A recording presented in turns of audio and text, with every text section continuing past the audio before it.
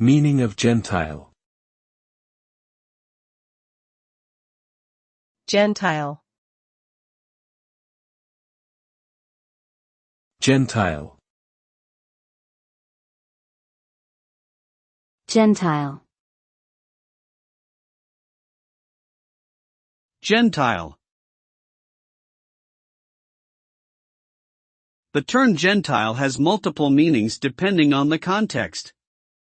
In some religious contexts, it refers to someone who is not Jewish, while in other contexts it refers to someone who is not a member of a particular religious or cultural group.